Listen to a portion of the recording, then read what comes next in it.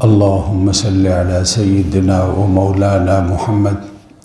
وعلى آل سيدنا ومولانا محمد وبارك وسلم. الحمد لله نحمده ونستعينه ونستغفره ونعوذ بالله من شرور أنفسنا ومن سيئات أعمالنا. من يهده الله فلا مضل له ومن يضلله فلا هادي له. وأشهد أن لا إله إلا الله وحده لا شريك له. وأشهد أن سيدنا ومولانا محمدًا عبده ورسوله. أما بعد فأعوذ بالله من الشيطان الرجيم. بسم الله الرحمن الرحيم. سبحان الذي أسرى بعبده ليلا من المسجد الحرام إلى المسجد الأقصى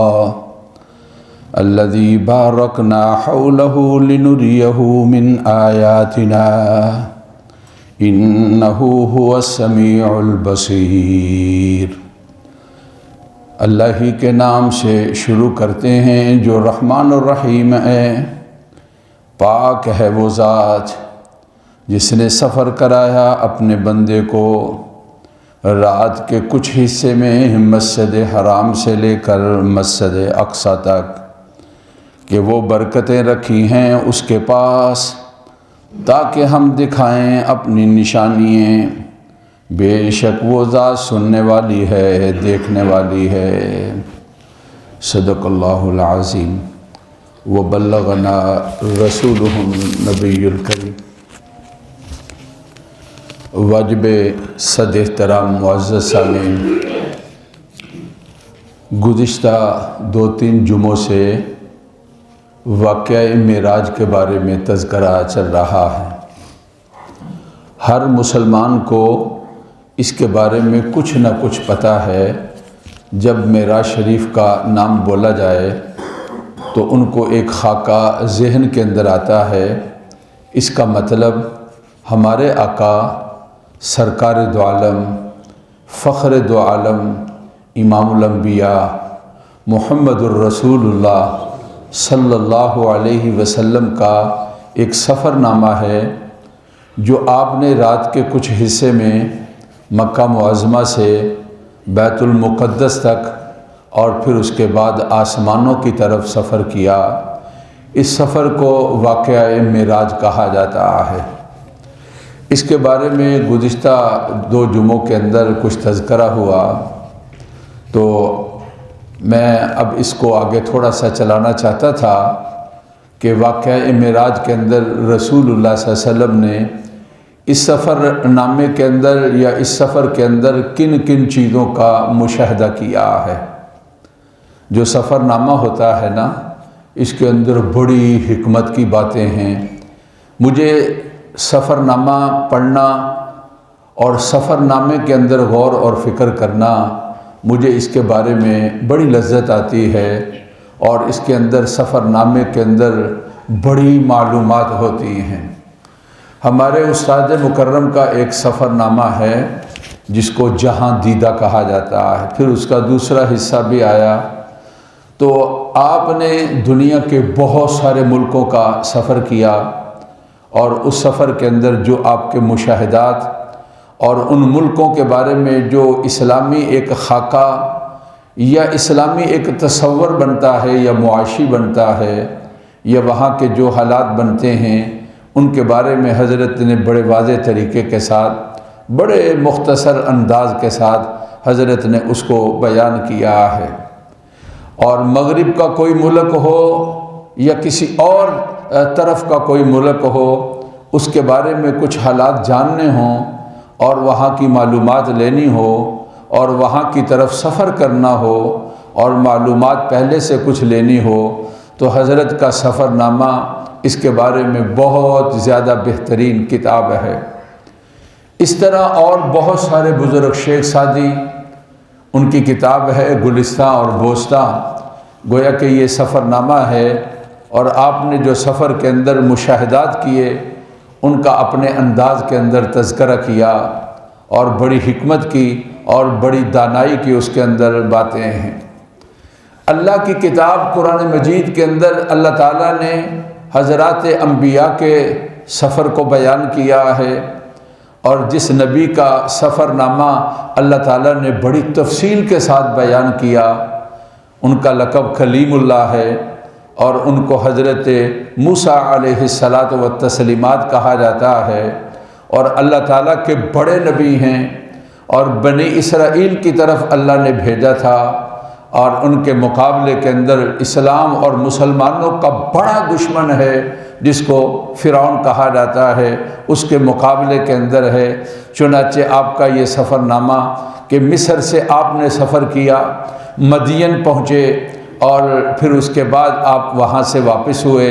راستے کے جو مشاہدات اور واقعات قرآن مجید سورۃ قصص کے اندر اور اسی طرح دیگر صورتوں کے اندر بھی اللہ رب العزت کی ذات نے تذکرہ کیا ہے۔ اصحاب کہف کا تذکرہ ان کا واقعہ ہے، ذوالقرنین کا تذکرہ ان کا واقعہ ہے، ان کا سفر نامہ ہے، حضرات صحابہ کا سفر نامہ انہوں نے سفر کیا، اور اس طرح ذوالقرنین کا سفر نامہ اللہ رب العزت کی ذات نے سورۃ کہف کے آخر کے اندر اور 16ویں پارے کے ابتدا میں دوسرے رکوع کے اندر تذکرہ کیا ہے۔ قرآن کے جو بڑے مقبول اور بہت خوبصورت اور بہت بہترین واقعات سفر کے بارے میں ان کا جو تذکرہ قرآن نے بیان کیا ہے، اس میں ہمارے آقا صلی اللہ علیہ وسلم کا جو سفر نامہ ہجرت ہے اس کو بیان کیا، اور اس کا اختصار کے ساتھ جو ہے آپ صلی اللہ علیہ وسلم کے اس سفر نامے کا تذکرہ کیا ہے۔ اور پھر ایک بہت خوبصورت واقعہ سفر کا جو حضرت یوسف علیہ السلام کا واقعہ ہے، کنعان سے آپ کس طرح مصر کے اندر پہنچے، اور پھر جیل میں پہنچے، اور پھر آپ کی رہائی ہوئی، اور پھر وہاں پر مصر کے لوگوں کا اور آپ کے بھائیوں کا اور پھر آپ کے والدین کا وہاں پر پہنچنا سورۃ یوسف کے اندر اللہ رب العزت کی ذات نے بیان کیا ہے، اور یہ بڑا خوبصورت واقعہ ہے، اور یہ بہترین سفر نامہ ہے جو سورۃ یوسف کے اندر حضرت یوسف علیہ الصلاۃ والتسلیمات کے تذکرے کے اندر اللہ رب العزت کی ذات نے بیان کیا ہے۔ ہمارے ایک بڑے پیارے عزیز ہیں، ان کا ابھی قریب زمانے میں سفر ہوا، وہ مکہ پاک گئے ہیں اور وہ مدینہ پاک گئے ہیں، اور انہوں نے عمرہ کیا ہے۔ ابھی جمعے سے پہلے ان سے ملاقات ہوئی، جی چاہتا ہے ان سے پوچھیں اچھا پھر آپ یہاں سے جدہ اور پھر جدہ سے مکہ معظمہ اور پھر آپ کا وہاں پر عمرہ کرنا اور پھر وہاں کی چیزوں کی زیارت کرنا اور پھر وہاں سے سفر آپ کا مدینہ پاک کا اور وہاں پر درود و سلام کے لیے حاضری اور ریاض الجنہ کے اندر پہنچنا اور پھر وہاں کی مقدس زیارتوں کا کرنا اور پھر اس کے بعد جو ہے آپ کا واپس مکہ معظمہ کے اندر آنا اور پھر آپ کا دوبارہ عمرہ کرنا اور پھر آپ کا وہاں پاکستان اپنی منزل اپنے بچوں تک پہنچنا، یہ پورا سفر اس کے بارے میں ان سے تفصیل پوچھی جائے۔ احباب پوچھیں گے میرے بھائی جو سفر ہوتا ہے اس کی وجہ سے اللہ تعالیٰ بہت ساری چیزیں کھولتے ہیں اور سفر کے اندر بڑی حکمت والی باتیں ہوتی ہیں۔ نبی کریم صلی اللہ علیہ وسلم کا سفر نامہ جو آپ نے معراج شریف کے موقع پر کیا، جس کو معراج شریف کہا جاتا ہے، عجائب بات سے بھرا ہوا یہ سفر نامہ ہے اور نبی پاک صلی اللہ علیہ وسلم کا یہ بڑا معجزہ ہے۔ اس کے عجائبات کو قرآن نے جو بیان کیا تو یہ کہا لِنُرِيَهُ مِنْ آیاتنا، ہم اس سفر کے اندر آپ کو بڑی نشانیاں دکھانا چاہتے تھے اور آپ کی اپنی قدرت جو ہے اس کے منازل آپ کو بتانا چاہتے تھے اور آپ کے سامنے بہت ساری چیزیں اس طرح آئیں جن کو پھر پاک پیغمبر صلی اللہ علیہ وسلم کی ذات اقدس نے یہ ارشاد فرمایا ہے۔ چنانچہ ایک آپ نے بیان فرمایا کہ میرا سفر جاری تھا تو دوران سفر ایک بہت بوڑھا سا آدمی اس نے بلایا اور مجھے اپنی طرف متوجہ کرنا چاہا۔ جبرائیل یمین ساتھ تھے، انہوں نے کہا رکنا نہیں ہے، آگے چلیں اور سفر کو جاری رکھیں۔ اور کہتے ہیں کہ پھر آگے ایک بہت بوڑھی عورت تھی، اس نے اپنی طرف متوجہ کرنا چاہا اور مجھے روکنا چاہا، تو میرے لیے اشارہ کیا گیا کہ آپ آگے چلیں اور یہاں پر رکنا نہیں ہے۔ اور میں نے پوچھا تو پھر جبرائیل امین نے یہ بتایا جو وہ بوڑھا آدمی اپنی طرف متوجہ کرنا چاہتا تھا وہ ابلیس اور شیطان تھا، اور اب وہ اس سٹیج کو پہنچ چکا کہ زندگی کے آخری جو حصہ ہے اس کے اندر پہنچا ہے اور جوانی اس کی ڈھل چکی ہے، اور اس کو بتایا گیا ہے کہ اس کی اس طرح کی حالت ہے، اور اس وقت بھی لوگوں کو اپنی طرف متوجہ کرتا ہے اور لوگوں کو بھٹکانا چاہتا ہے اور لوگوں کو گمراہ کرنا چاہتا ہے اور لوگوں کو روک روک کر گمراہی کی طرف سیدھے راستے سے ہٹانا چاہتا ہے اور غلط راستے کی طرف لے جانا چاہتا ہے۔ جو آپ نے بوڑھی عورت دیکھی تھی، یہ دنیا کی عمر بتائی گئی۔ دنیا اب جس طرح کے بوڑھی، اب اس کا کیا زمانہ باقی رہ گیا، اور یہ بتایا جا رہا ہے کہ یہ دنیا، اس کا کیا زمانہ باقی رہ گیا، کب سے یہ سلسلہ شروع ہے۔ اب یہ اثر ہو چکی ہے اور آخری وقت ہے اس کا اور گھڑیاں ہیں اس کی، اور اب یہ بالکل دنیا ختم ہونے والی ہے، اس لیے کہ آپ اللہ کے آخری نبی اور پیغمبر ہیں، آپ کے بعد کوئی نبی اور پیغمبر نہیں آئے گا۔ یہ دنیا کی مثال بتائی گئی۔ آپ نے نہ شیطان کی طرف توجہ کی اور آپ نے نہ اس عورت کی طرف، یعنی دنیا اور دنیا کی رونقیں اور اشیاء کی طرف آپ نے توجہ کی، اور آپ نے آگے سفر کو جاری رکھا۔ میں عرض یہ کر رہا تھا کہ رسول اللہ صلی اللہ علیہ وسلم نے اس سفر کے اندر، یہ جو سفر نامہ واقعہ معراج ہے، اس کے اندر بہت سارے عجائبات کو دیکھا ہے۔ ایک حدیث پاک کے اندر آتا ہے، رسول اللہ صلی اللہ علیہ وسلم نے ارشاد فرمایا مختلف چیزیں مجھے دکھائی گئیں، اور یہ مقصد تھا آپ امت کو بتائیں گے، اور یہ مثالیں ہیں یا جرائم کا تذکرہ اور برائیوں کا بیان اور ان کی سزاؤں کا تذکرہ آپ کو بتایا گیا اور دکھایا گیا، تاکہ امت تک بات پہنچے گی تو امت ان برائیوں سے اور ان گناہوں سے اور ان غلط کاموں سے اپنے آپ کو بچا رکھے گی۔ آج ایک گناہ جس کو ہم نہیں سمجھتے، اور یہ ایک بہت بڑا گناہ ہے جس کے بارے میں ہمارے ذہنوں کے اندر اس کا گناہ ہونا نہیں آتا ہے، اپنی محافل اور مجالس کے اندر ہم اس کا تذکرہ کرتے ہیں، اور اس کے اندر بڑے بڑے لوگ بھی ملوث ہو جاتے ہیں، اور اس گناہ کے اندر بڑے بڑے لوگ بھی شریک ہو جاتے ہیں، اور سب سے بڑھ کر یہ چیز ہے کہ اس گناہ کو گناہ بھی نہیں سمجھا جاتا ہے، اس کو غیبت کہا جاتا ہے۔ جہاں دو چار آدمی بیٹھے ہوئے ہوں گے، آپ ذرا تھوڑی دیر بیٹھیں، وہاں مثبت باتیں نہیں ہوں گی، وہاں اچھی باتیں نہیں ہوں گی، وہاں تذکرہ اچھائی کا نہیں ہوگا۔ رشتہ داروں میں کوئی رشتہ داری کسی کے ساتھ مسئلہ ہے تو اس کے بارے میں تذکرہ ہوگا، جی اس نے یہ کر دیا اور وہ کر دیا ہے۔ اگر کوئی نہیں ملے گا نا تو اکیلا بیٹھ کر سٹیٹس لگاتا رہے گا۔ یہ ایک بڑا آج کے دور کا بڑا فتنہ ہے کہ کسی کو آپ بول نہیں سکتے ہیں اور کسی کو آپ کہہ نہیں سکتے ہیں، کسی کے بارے میں آپ تذکرہ نہیں کر سکتے ہیں، تو آپ کیا کر لیں جی،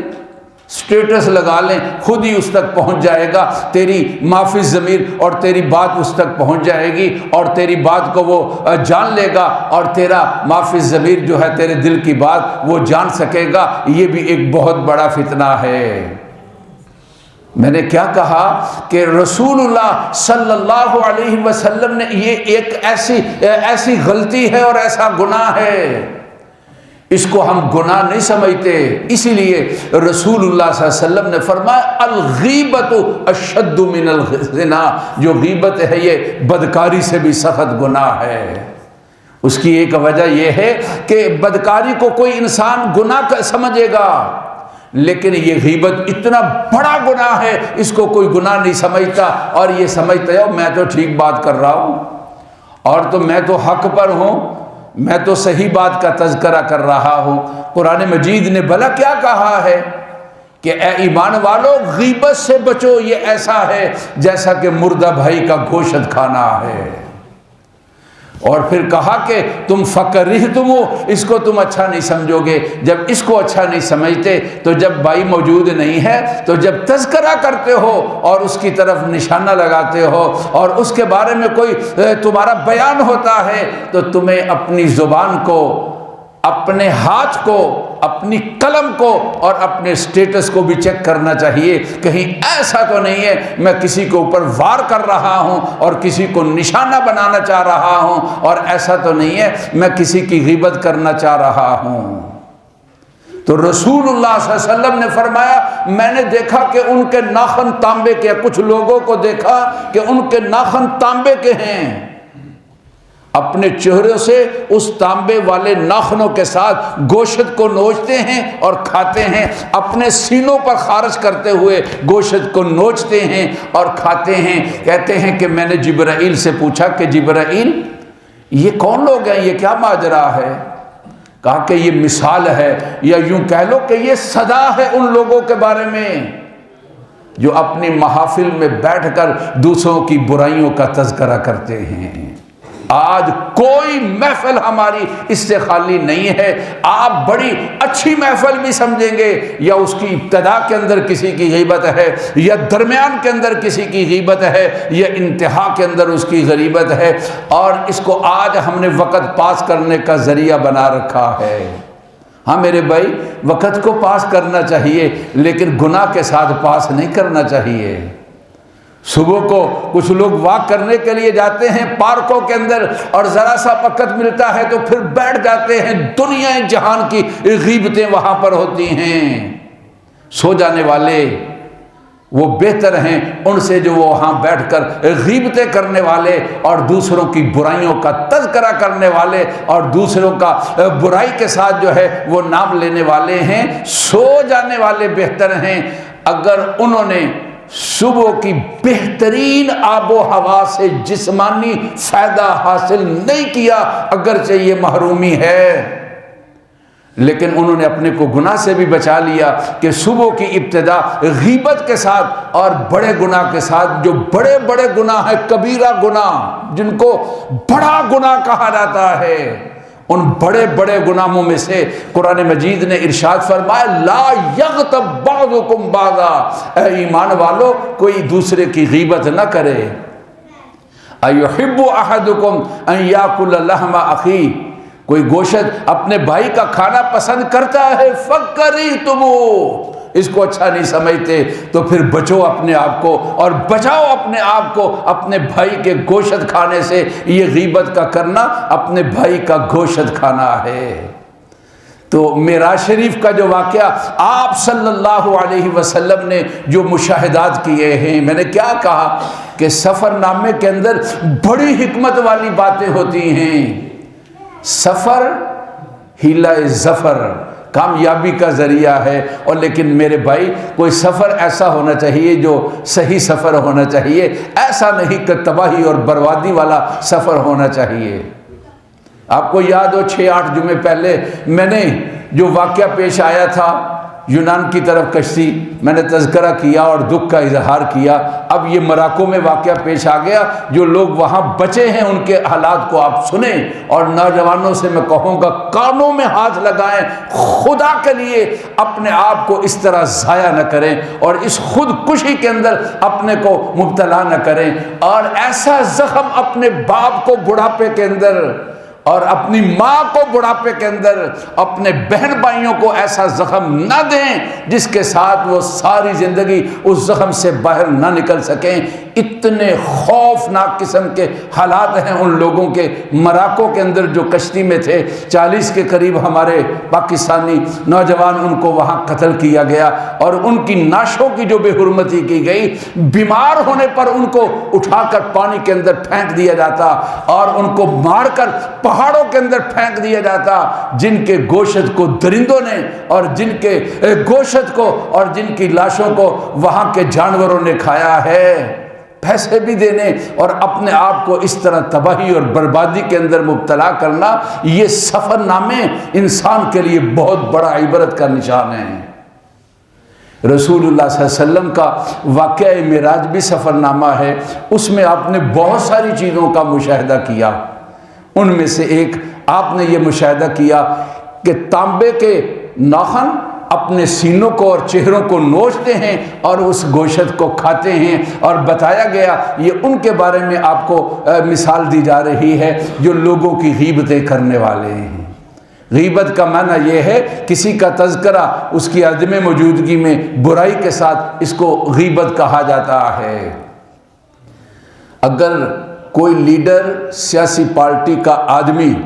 اگر اس نے کوئی غلطی کی ہے تو اپنی غلطی کا کل جواب دے گا، لیکن میں اور آپ جو بیٹھ کر اس کا برائی سے تذکرہ کریں گے تو مجھے اور آپ کو معافی نہیں ہے، کل قیامت کے دن ہم نے بھی جواب دینا ہے۔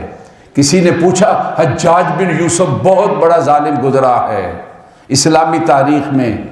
اس کا تذکرہ کرنا، تو کہا ہاں جو اس نے خون بہایا اس کا جواب وہ دے گا، جو اس کے ہاتھوں نے کیا اس کا جواب وہ دے گا، جو تمہاری زبانیں اس کے بارے میں کوئی تذکرہ کریں گی تو کل قیامت کے دن اس کا جواب تم نے دینا ہے۔ آپ جس پارٹی کے ساتھ اور جس سیاسی فکر اور نظریے کے ساتھ تعلق رکھیں،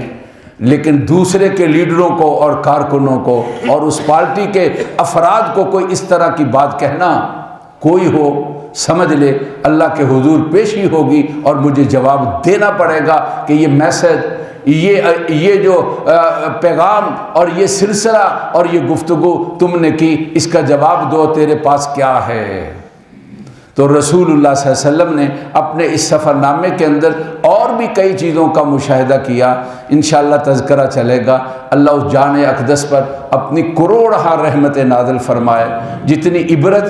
اور حکمت اور فلسفے کی اور دانائی کی باتیں، اللہ مجھے بھی اور آپ کو بھی اس سے سبق حاصل کرنے کی توفیق نصیب فرما دے۔ ربنا تقبل منا انک انت السمیع العلیم۔ سنتے ہیں آداب۔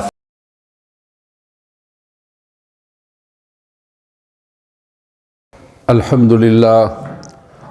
للہ نحمده ونستعینه ونستغفره ونعوذ باللہ من شرور انفسنا ومن سیئات اعمالنا، من يهده الله فلا مضل له ومن يضلل فلا هادي له، واشهد ان لا اله الا الله وحده لا شريك له، واشهد ان سيدنا ومولانا محمدا عبده ورسوله، اما بعد فاعوذ بالله من الشيطان الرجيم، وقال ربكم ادعوني استجب لكم ان الذين يستكبرون عن عبادتي سيدخلون جهنم داخرين۔ بارك الله لنا ولكم في القرآن العظيم ونفعنا وإياكم بالآيات والذكر الحكيم۔ استغفر الله لي ولكم ولسائر المسلمين فاستغفروه إنه هو الغفور الرحيم۔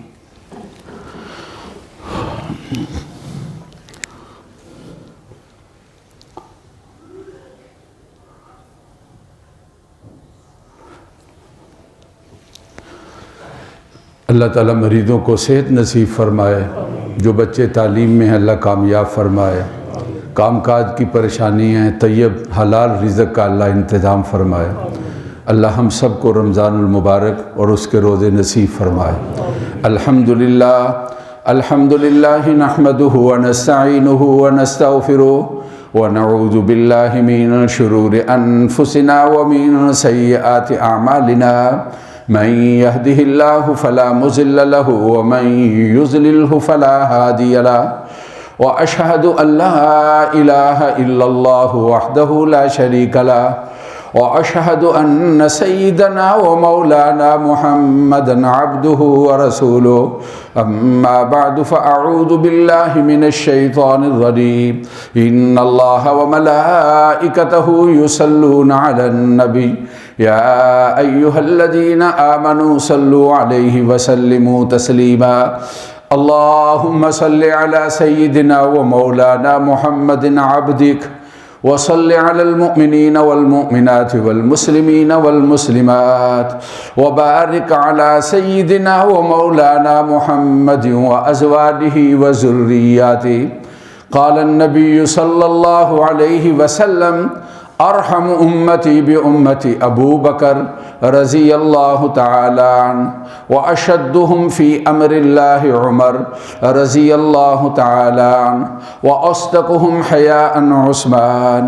رضی اللہ تعالی عنہ واقضاهم علی کرم اللہ وجهہ وفاطمة سیدۃ النساء اہل الجنہ وزینب وام کلثوم ورقیہ رضوان اللہ تعالی علیہم اجمعین۔ اللہم انصر الاسلام والمسلمین، اللہم انصر الاسلام والمسلمین۔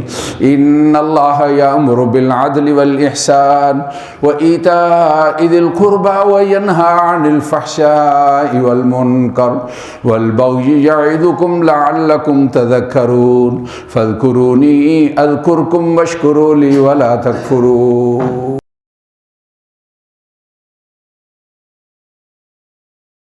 الحمد للہ رب العالمین، الحمد للہ رب العالمین۔ اللہم صلی علی سیدنا و مولانا محمد وعلی آل سیدنا و مولانا محمد وبارک وسلم۔ اے اللہ ہمارے گناہوں کو معاف فرما، جمعہ کی نماز کو اے اللہ قبول فرما، اے اللہ ہر آفت حادثے اور پریشانی سے محفوظ فرما، ہر نقصان سے اے اللہ بچا لینا۔ بچے تعلیم میں ہیں، بچیاں اللہ کامیاب فرما، پاکستان میں ہیں یا باہر ہیں اللہ کامیاب فرما، ہر طرح عافیت اور خیریت نصیب فرما دیجیے۔ ہمارے مریض اے اللہ جس جس تکلیف کے اندر ہیں صحت کاملہ نصیب فرما، اے اللہ ہر بیماری سے محفوظ فرما، ہر وبا سے اے اللہ بچا لے۔ شعبان کے دن ابتدائی ہیں، اللہ سارا شعبان ہمارے لیے مبارک بنانا، ہم سب کو اللہ رمضان المبارک نصیب فرما دینا۔ جو سفر سے لوگ واپس آئے ہیں اللہ ان کے سفر مقدس کو قبول فرما، اور جو سفر پر جانا چاہتے ہیں اللہ ان کے لیے ہر قدم پر آسانی پیدا فرما۔ اللہ ہمارے والدین کی مغفرت فرما، بہن بھائیوں کی مغفرت فرما، عزیز و اقربا کی مغفرت فرما۔ ہمارے اے محلہ دار مسجد کے ساتھی ہمارے بھائی شیخ آصف صاحب، ان کا پوتا گزشتہ دنوں ایک حادثے والی شکل میں اللہ کے ہاں پہنچا ہے، اللہ ان کو صبر نصیب فرما، اس کے باپ کو، اس کی والدہ کو اور سب عزیزوں کو اللہ صبر نصیب فرما، اے اللہ اس کا نعم البدل نصیب فرما، ہر حادثے سے اور ناگہانی موت سے اور فتنے سے اور پریشانی سے اللہ بچا لینا۔ اے اللہ مظلوم مسلمان جہاں ہیں ان کی مدد فرما، ظالم جو پروگرام بنانا چاہتے ہیں اے اللہ آپ کی طاقتیں ہیں، اپنی قوت سے ان کے ہر پروگرام کو ناکام کر دیجیے۔ ہماری دعاؤں کو اے اللہ قبول فرمائی، اور ربنا تقبل منا انک انت السمیع العلیم۔ بچے بچیاں تعلیم سے فارغ ہوئے، شادیوں کے معاملات ہیں، خوشیوں والی جگہ اور عزت و آبرو والی اے اللہ انتظام فرمائی، خوشیوں کے ساتھ اور اے اللہ عزت و آبرو کے ساتھ بچوں اور بچیوں کا جوڑ اے اللہ ظاہر فرمائی۔ ہماری دعائیں قبول فرما، جتنی نفرتیں ہیں اور جھگڑے ہیں اے اللہ عزیز و اقربا میں، دوست احباب میں ان کا خاتمہ فرما دیجیے، غلط فہمی ہیں تو دور کر دیجیے۔ اے اللہ ہمارے عزیز و اقربا جہاں ہیں دوسرے ملکوں میں اللہ ان کے لیے وہاں خوشیوں کا انتظام فرما، ہر آفت سے اور پریشانی سے اللہ ان کو بچا لینا، ساری خوشیاں نصیب فرما دینا۔ اور ربنا تقبل منا انک انت السمیع العلیم، وصلی اللہ تعالی علی سیدنا و مولانا محمد و آلہ و اصحابہ اجمعین برحمتک یا ارحم۔